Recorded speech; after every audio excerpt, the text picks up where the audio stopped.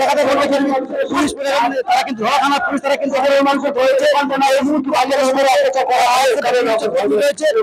আজকে আপনি ধর্ণামঞ্চে কি কারণে আজকে ধর্ণামঞ্চে কি কারণে আপনাদের অ্যাকচুয়াল আমাদের কারণ আমাদের শান্তিপূর্ণ ধর্ণামঞ্চ ছিল 20 আগস্ট থেকে 27 আগস্ট পীরজাদা নওশাদ সিদ্দিকী ভাইজানের।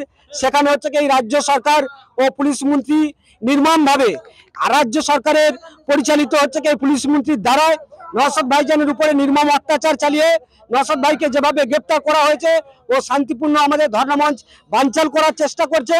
যেই রাজ্য সরকার যেখানে আমাদের ধর্ণামঞ্চের দাবি ছিল এসআইআর এর নামে সাধারণ মানুষকে হয়রানি করছে এই রাজ্যে ইলেকশন কমিশনার, সেই দাবিতে ইন্ডিয়ান সেকুলার ফ্রন্ট মাঠে নেমেছিল।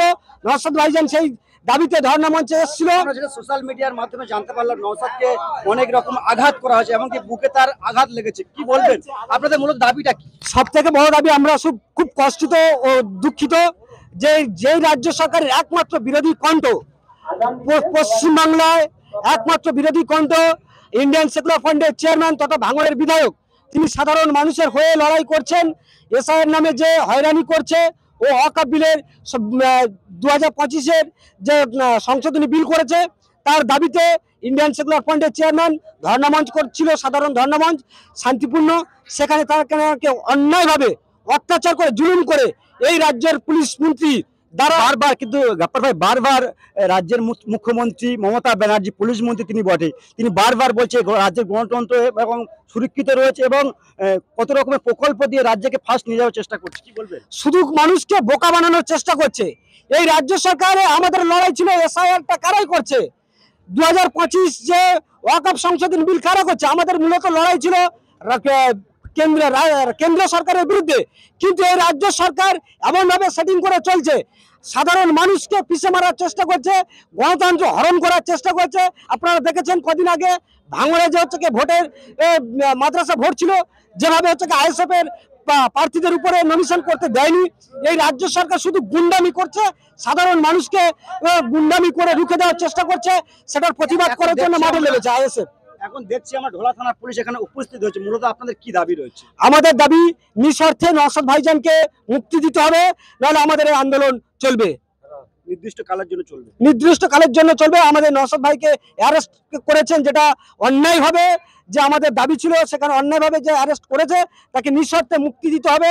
এবং আমরা তাহলে আমাদের যদি প্রতিশ্রুতি দেয় তাহলে আমরা এটা অবরোধ তুলে নেব এবং হচ্ছে আগামী দিন নইলে আমরা এই অবরোধ থাকছে। খবর আমরা পাচ্ছি নওশাদ বিভিন্ন জায়গায় চোট পেয়েছে, এমনটা জানা যাচ্ছে বুকে তিনি আঘাত পেয়েছে সাংঘাতিকভাবে। এখনো পর্যন্ত স্থিতি চলছে এবং হসপিটালে জখম হয়েছে, ভর্তি রয়েছে। কি বলে রাজ্যের পুলিশ দিয়ে কি মমতা ব্যানার্জি বলতে চাইছে? মমতা ব্যানার্জি হচ্ছে কি যখন ক্ষমতায় আসেনি তখন বহু আন্দোলন করে গেছে। একমাত্র হচ্ছে কি বিরোধী বিধায়ক নওশাদ সিদ্দিকী সাহেব, তিনি প্রত্যেকটা পেপারস দেখিয়ে দেখিয়ে হচ্ছে কি রাজ্য সরকারের ভুল ভ্রান্তিগুলো সামনে নিয়ে আসছে। যেভাবে মানুষকে ধোঁকা দিচ্ছে রাজ্য সরকার, সেটা হচ্ছে কি প্রকাশ্যে নিয়ে আসছে আইএসএফ এর চেয়ারম্যান তথা ভাঙড়ের বিধায়ক।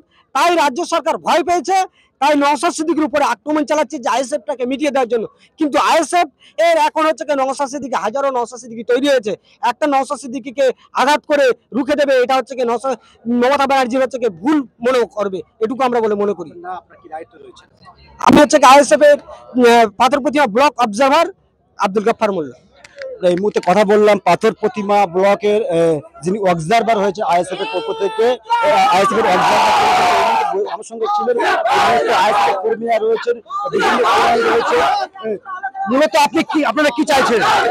আমরা আছি নওশাদ সিদ্দিকী ইন্ডিয়ান সেকুলার ফ্রন্টের, যিনি হচ্ছে দেখাতে বলবে পুলিশের গাড়ি, কিন্তু মূলত তাদের একটাই দাবি রয়েছে নওশাদ সিদ্দিকীর মুক্তির দাবিতে কিন্তু আজকের আন্দোলন চলছে। কিন্তু আমার সামনে উপস্থিত হয়ে ভোলা থানার পুলিশ কিন্তু এখানে উপস্থিত হয়ে গিয়েছে। এখানে এই মুহূর্তে আমার সামনে পুলিশের গাড়ি রয়েছে আর আইএসএফ কর্মী যারা কিন্তু আন্দোলন করছে এই মুহূর্তে চেষ্টা করবো কেন্দ্র পার্সনকে বলবো এই মুহূর্তে পুলিশের গাড়ি আমার সামনে কিন্তু এই মুহূর্তে রয়েছে। পুলিশ কিন্তু পিছু হতে বাধ্য হচ্ছে এই মুহূর্তে। আইএসএফ এর কর্মীরা রয়েছে এই মুহূর্তে কিন্তু পুলিশের গাড়ি এখন আইএসএফ কর্মী বিভিন্ন এখানে কিন্তু রয়েছে। এই মুহূর্তে কিন্তু আমরা সেখানে রয়েছি। এই মুহূর্তে কিন্তু ধোলা থানার পুলিশ রয়েছে, তাদের সঙ্গে কি পরামর্শ করে সেই চিত্র আপনাদের পাশাপাশি দেখাবো। এই মুহূর্তে জাফর সাহেব এখানে পুলিশ এসছে, ধোলা থানার পুলিশ, কি বলবেন? দেখুন, আমরা ইন্ডিয়ান সেকুলার ফ্রন্টের চেয়ারম্যান বলে আইএসএফ এর নীতি আদর্শে আমরা সব সময় পুলিশকে আমরা শ্রদ্ধা করি ও সম্মান করি এবং পুলিশদেরকে আমরা সহযোগিতা করব। ওনারা আমাদেরকে সহযোগিতা করবেন, আমরা ওনাদেরকে সহযোগিতা করব। আমরা সকল সময় পুলিশ কর্মীদেরকে শ্রদ্ধা ও সম্মান জ্ঞাপন করি, কারণ এই পুলিশ থাকার জন্য আমাদের সাধারণ মানুষ নিরাপত্তা থাকে। তাই আমরা পুলিশদেরকে সম্মান জানাই এবং তাদেরকে শ্রদ্ধাও জানাই। এই মুহূর্তে কিন্তু এখানে ছিল আইএসএফ এর বিভিন্ন কর্মীরা কিন্তু এখানে রয়েছে। যদি ক্যামেরা পার্সনকে দেখাতে বলি, আইএসএফ এর কর্মীরা বিভিন্ন এখানে কিন্তু জাতীয় পতাকা নিয়ে তারা রাস্তায় আন্দোলন করছে। ইতিমধ্যে ধোলা থানার পুলিশ তারা কিন্তু কিন্তু এসছে। এখানে আইএসএফ কর্মী যারা রয়েছে তাদের সঙ্গে কথা বলতে হবে, সেখান থেকে কি নিতে আসে আমরা কিন্তু জানাবো। এই মুহূর্তে কিন্তু একেবারে মেন রোড জাম করে কিন্তু আইএসএফ এর পক্ষ থেকে মেন রোড জাম করে কিন্তু আন্দোলন করছে এবং ধোলা থানার পুলিশ এখানে এসছে। তাদের সঙ্গে কি কথা বলতে হয় সেই চিত্র আপনাদেরকে দেখাবো।